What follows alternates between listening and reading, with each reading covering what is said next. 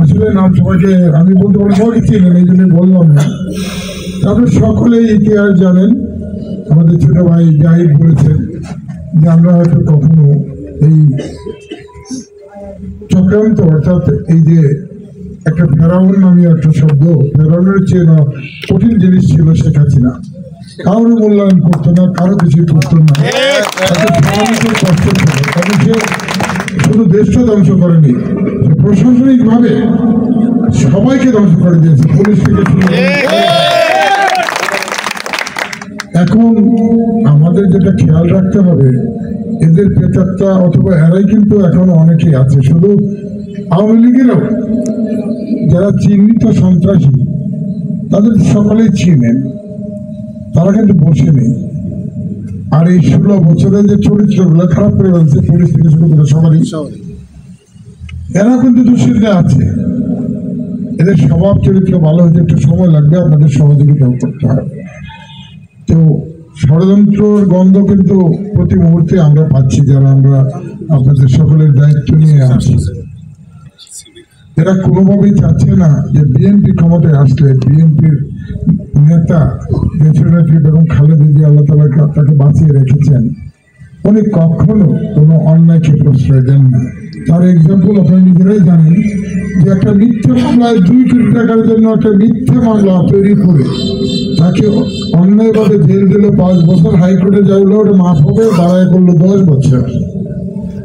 তারপরে আজকে পর্যন্ত ওই স্বৈরাচারী শেখ হাসিনা আর একটা মামলাকে আনতে পারছে ওনার বিরুদ্ধে যে উনি টাকা তছরুপ করছে, কিংবা আমাদের নেতা তারেক রহমানের উপর আনতে কিন্তু পারেন নাই। অথচ উনি যাওয়ার আগেও হাসেন আর বলেন আমার বাড়ির চাকর নাকি 400 কোটি টাকার মালিক। বেগম খালেদা জিয়া তাকে জেল দিলেন, তাকে জেলে আটকে রাখলেন, ডাক্তার দেখাতে দিলেন, সবাই জানেন। আর উনি হাসেন আর বলেন যে আমার বাড়ির চাকর নাকি 400 কোটি টাকা।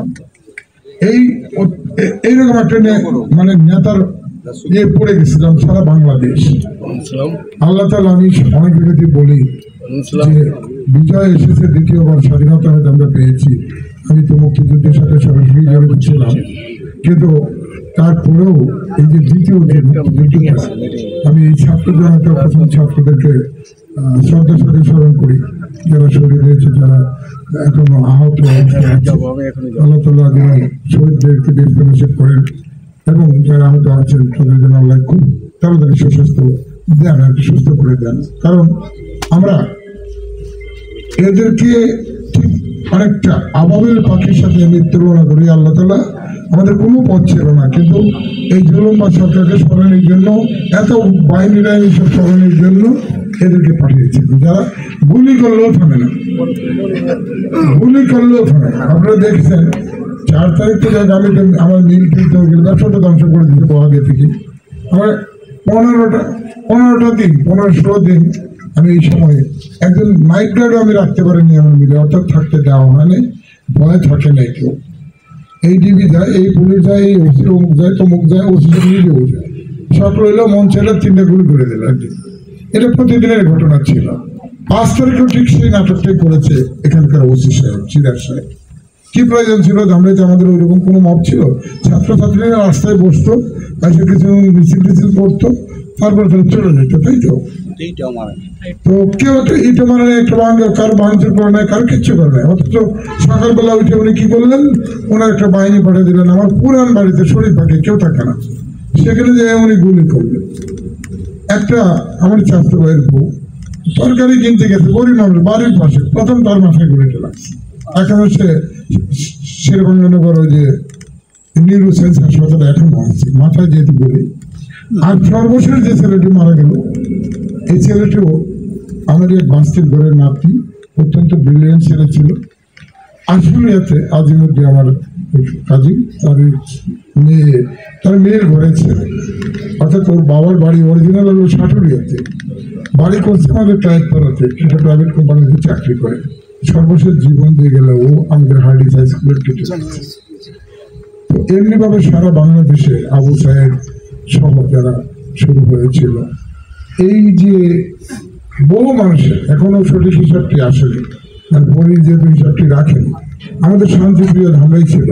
এই ধামরাইটা শুধুমাত্র উত্তপ্ত করছে আমি ব্যক্তিগতভাবে মনে করি এই আগের ওসি ঠিক আছে, কোনো প্রয়োজন ছিল না। আমাদের শান্তিপ্রিয় জায়গা, এই জায়গাটার মধ্যে আমরা তো অত্যাচার সহ্য করে যাচ্ছি এবং কত টাকা আমার কাছ থেকে নিয়েছে, কত বিপদে ফেলেছে, কত রকম কিছু করেছে আপনারা তো কল্পনা করতে পারবেন।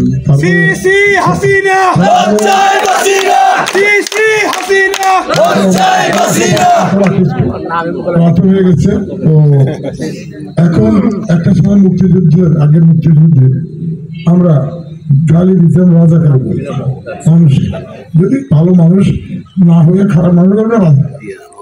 আর এখন দেখেন আপনারাই দেখবেন যে কি বলেন আপনারা, এখন খারাপ মানুষ না, এখন মানে রাজাকারের চেয়ে উপরে উঠে গেছে অন্য কোনো বাহিনীর নাম টানে গেলে হয়তো গালি দিবে। তো যাই হোক, আমরা চাই এই পরিস্থিতি থেকে এই 17-18 কোটি মানুষকে আল্লাহ তাআলা রক্ষা করেছেন। এরা চলে গেছে, বিশেষ করে যারা এই ধামে তো না বললে পারি না, সমালোচনা করি না, তারপরেও গণিজির ভাই আপনারা দেখেছেন 4 জন এমপি মালয়েশিয়ার লোক পাঠাবে বলে 24,000 কোটি টাকা তারা তহবিল করেছে। শেখ হাসিনা কি করলো, 15 দিন পরে আমরা মনে করলাম যে তারা জেলে ঢুকাবে, 15 দিনও গেল না, তাকে প্রমোশন দিয়ে আবার কি করলো, স্বরাষ্ট্র মন্ত্রণালয়ের সংসদীয় কমিটির স্থায়ী কমিটির তাকে আবার চেয়ারম্যান করে দিল, সভাপতি করে দিল।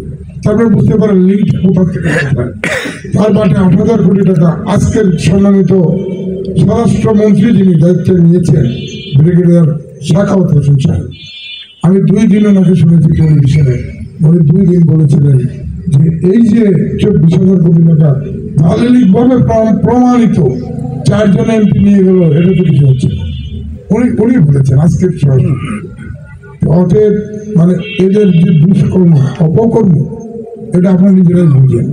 বাকিগুলো প্রকাশ্য বলবো না, আমরা যেগুলো করেছে আমাদের সুযোগ থাকলে ইনশাল্লাহ আমরা গেলে আপনাদের সম্মুখে সব বের করে দেব। এখন যেটা হয়েছে কিছু কিছু লোক ধামরাইতে তুলনামূলকভাবে ওইরকম বড় ধরনের কোনো অঘটন ঘটেনি, কারণ আপনার সবাই সতর্ক আছেন। আমি 5 তারিখে শাহবাগে যাচ্ছিলাম, 1:30টার সময় আমি জেনে গেছি 1:35-40 মিনিটে, তো যে এই মাত্র শেখ হাসিনা পদত্যাগ কাগজে সই করলেন, ওই ভিতর থেকে আর কি আমাদের কিছু লোকজন তো আছে এখানে, তো আমাকে কংগ্রেসিলেটও করলো। যাক ওখান থেকে বললাম তাহলে আমি রাশেদের বাড়ির তলায় বসেছিলাম কয়েকজন নেতুলা ভাই, স্বপনও ছিল।